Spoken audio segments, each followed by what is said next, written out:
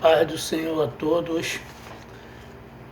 Bem-vindo ao canal do Diácono Hamilton da Igreja Batista Habitação de Deus. Povo abençoado de Deus, obrigado por você que já é inscrito no meu canal. Dá o seu like, dá o seu joinha aí, divulgue o meu canal. Para você também que ainda não é inscrito no meu canal, que está passando pela primeira vez no meu canal, vou pedir que você se inscreva. Tem um botãozinho vermelho aí, escrito assim, inscreva-se. Você vai nele, só apertar ele e você já vai estar inscrito no meu canal. E apertar o sininho das notificações, aí vai vir todas, aí você aperta em todas. Tá? E também dá o seu like, seu joinha, para que o meu canal seja cada dia mais compartilhado. E que Deus abençoe a sua vida e dos seus familiares. Amém? Vamos falar de uma pequena frase, né? Que fala que é fé. A Bíblia fala que Tomé, os irmãos dele, falou assim: olha, Jesus ressuscitou e apareceu conosco aqui, para a gente vê-lo. Nós vimos Jesus, ele ressuscitado. Tomé falou assim: eu só acredito vendo. E Jesus apareceu de repente no meio deles, e Jesus mostrou a mão, os cravos na mão, os pés furados, que ele realmente era o Cristo, o Filho de Deus ressuscitado. Aí Tomé acreditou, né? Por que eu estou falando isso? Tem crente que é assim, só acredita no seu milagre quando ele vem, quando é um milagre que está materializado. Ele pode pegar aquele milagre, ele pode ver aquilo. Tem gente que só acredita naquilo que vê e não acredita naquilo que não vê. Pelo contrário, se você quiser ter fé, você tem que acreditar naquilo que não vê, das coisas que você não vê. Em Hebreus 11, a partir do versículo 1, diz assim, Hebreus 11, a partir do versículo 1, o escritor dos Hebreus diz assim: ora, a fé é a certeza das coisas que se esperam e a convicção dos fatos que não se veem.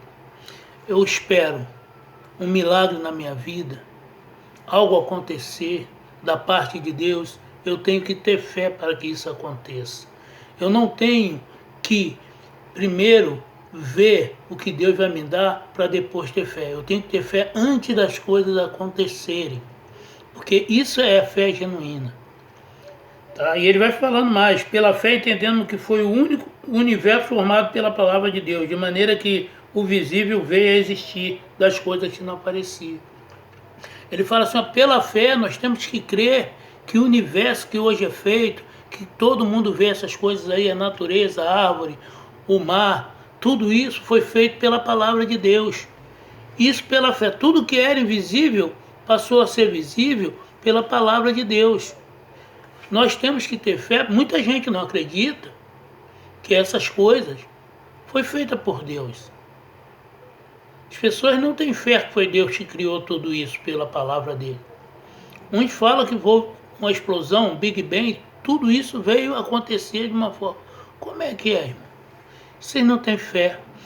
Essa declaração de que a fé é o firme fundamento das coisas que se esperam e a prova das coisas que não se tem, não se vê, é a descrição do escritor dos Hebreus sobre a fé verdadeira.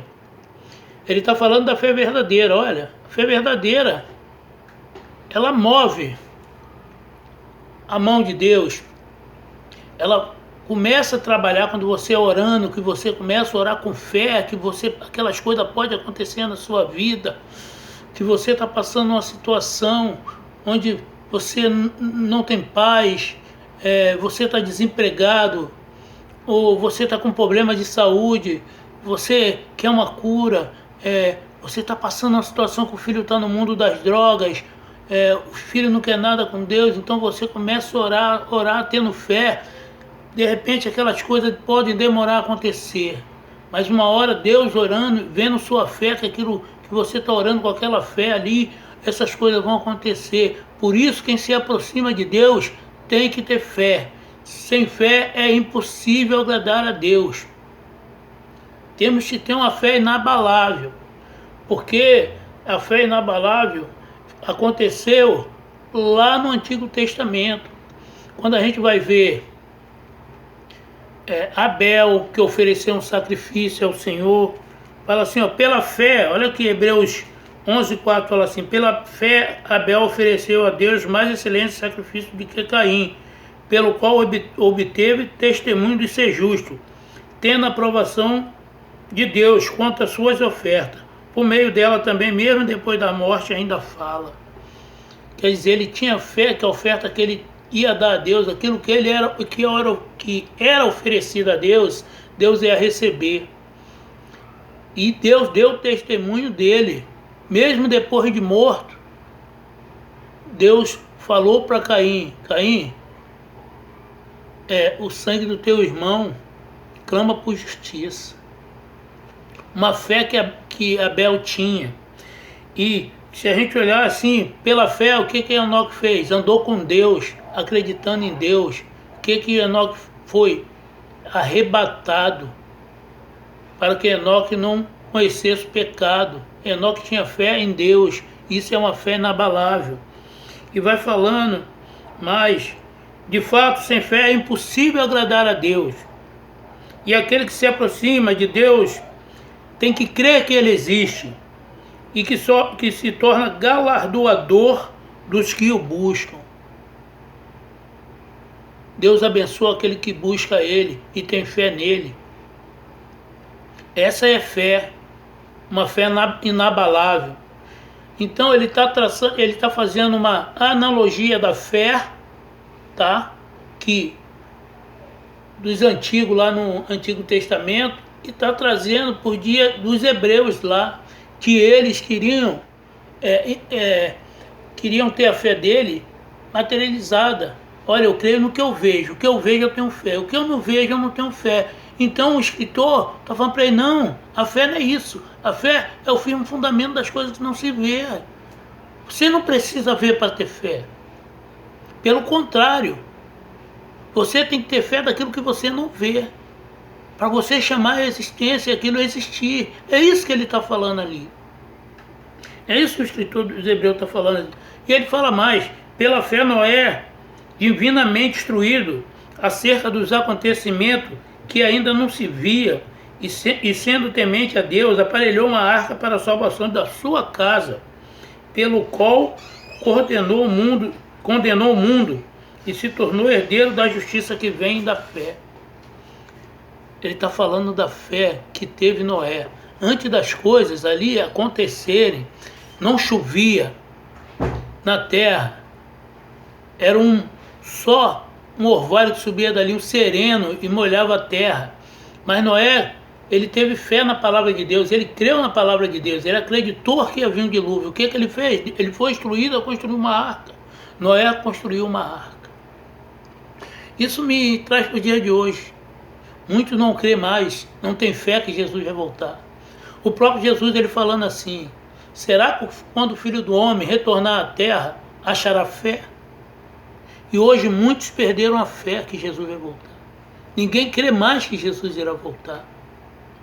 A galeria dos heróis da fé em Hebreus vai falar de Moisés, de Abraão, de José.